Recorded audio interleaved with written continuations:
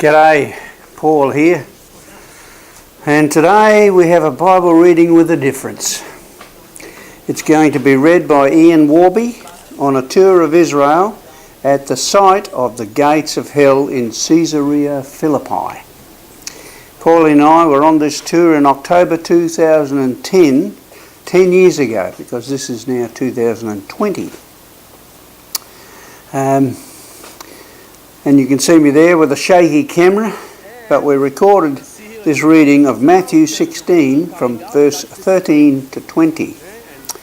Now this particular site is the place where the ancient temples were built to the gods of Pan and Zeus, where horrific acts of sacrifice were made and all things unspeakable were performed, including child sacrifice.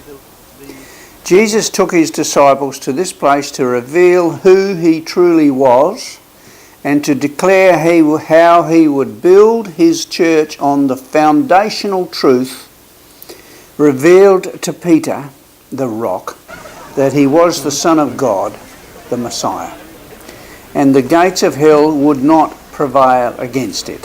Second, that's what we are going to see. That's the old shrine to the Roman god of the shepherds. Because I was unable to get my camera turned on quick enough, I missed the very first verse, which was this, from verse 13. When Jesus came into the coasts of Caesarea Philippi, he asked his disciples, saying, and I'll let Ian finish the story. He's asked his disciples, saying, "Who do men say that the Son of Man is?" And they said, "Some say John the Baptist, some say Elijah, and others Jeremias or one of the prophets." And he said unto them, "But who do you say that I am?" And Simon Peter answered and said, "Thou art the Christ, the Son of the living God." And Jesus answered and said unto him, "Blessed art thou, Simon Barjona, for flesh and blood has not revealed it unto thee, but my Father who is in heaven. And I also say unto thee that thou art Peter, and upon this rock I will build my church, and the gates of Hades shall not prevail against it. And I will give unto thee the keys of the kingdom of heaven. And whatsoever thou shalt bind on earth shall be bound in heaven, and whatsoever thou shalt loose on earth shall be loosed in heaven." It's very interesting because when we read this verse, not having been here before, we tend to think that God's going to set up this entity called the church, and the gates of Hades or hell aren't going to prevail against it, and so we get a very different mental picture about it. But locally, that big cavern over there was called the gates of Hades.